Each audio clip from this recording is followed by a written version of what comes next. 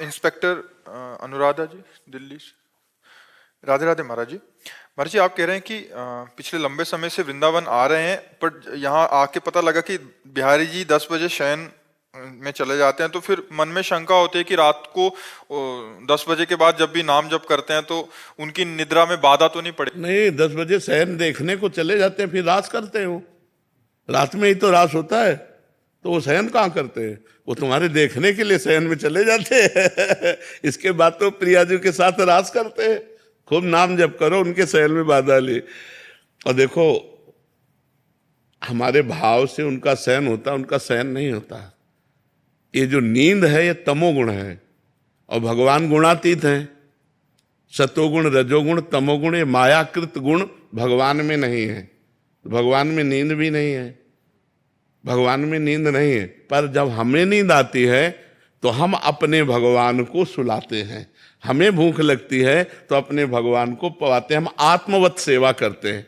हमारे जो अर्चावतार हैं भगवान, श्री विग्रह हैं, तो हम उनको आत्मवत दुलार करते हैं कि अब बाल भोग पाने का समय हमारे, तो भगवान को बाल भोग लगाओ। अब भगवान को स्नान करवाओ, अब भगवान को राजभोग लगाओ, अब भगवान को शयन करवाओ। तो शयन कर रहे हैं और हम नाम जप कर रहे हैं, भगवान का नाम कीर्तन कर रहे हैं, भगवान का गुण कीर्तन कर रहे हैं। उसमें भगवान को कोई बाधा नहीं। वास्तविक बात यह है कि भगवान में नींद नहीं है, क्योंकि नींद, निद्रा जो तमोगुण का लक्षण है, तो भगवान तो गुणातीत है। निद्रा आलस्य प्रमादोत्थम तत्तामस मुदाहरतम। निद्रा आलस्य प्रमादादि ये तमोगुण के लक्षण। भगवान अगर शयन करते हैं तो योग निद्रा में शयन करते हैं। योग भगवत स्वरूप में वो हर समय जागृत अवस्था रहती, चैतन्य अवस्था रहती है। जैसे समाधि में योगी, तो योगियों के परम गुरु भगवान वो योग निद्रा में रहते हैं, ना कि तमोगुण रूपी निद्रा में रहते हैं। तो ये घबराने की जरूरत नहीं कि भगवान सो गए तो हम नाम जप करेंगे तो भगवान को डिस्टर्ब होगा। नहीं नहीं, ऐसा नहीं। गिरिराज दादरी। राधे राधे महाराज जी। महाराज जी, अभिमान बढ़ रहा है, कम कैसे हो? संतों की चरण रज का सेवन करो, ये अमोघ औषधि है। संत चरणामृत और संतों की चरण रज माथे पे लगाओ, ये अभिमान को चूर चूर कर देगी। बहुत इसमें अपार सामर्थ्य है। संत चरणामृत ये मिल जाता है जहाँ संत सेवा होती है, तो वहाँ संतों का चरणामृत उतारा जाता है। और अगर ना ऐसा हो तो अपने पास अर्थ हो तो एक बार संत सेवा कर ले, साल में एक बार संत सेवा करा ले तो औषधि मिल जाएगी। 150 संतों को बुलावे, चरणामृत उतारे और उसी में जल मिला करके। संत चरणामृत, हमें आपको अनुभव की बात कहते हैं।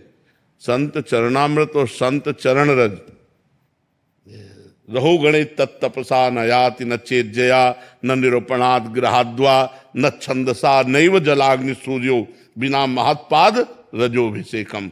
बिना महापुरुषों की चरण रज से अभिषिक्त हुए ये न ब्रह्मबोध होता है, न भगवत प्रेम होता है।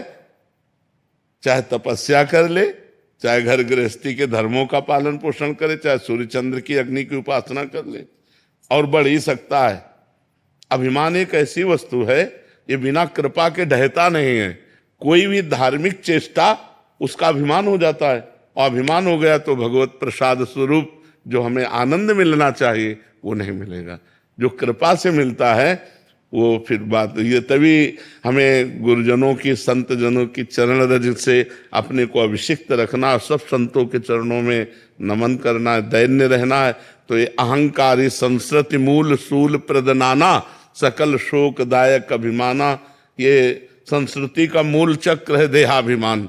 यही आवागमन में फंसाता है, और इसी का नाश गुरु चरण सेवा से होता है, संत चरण सेवा से होता है।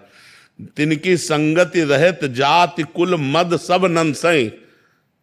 जो भगवत प्रेमी महात्मा है, अगर उनका संग मिल जाए तो उनके संग मात्र से हर अभिमान का नाश हो जाता है।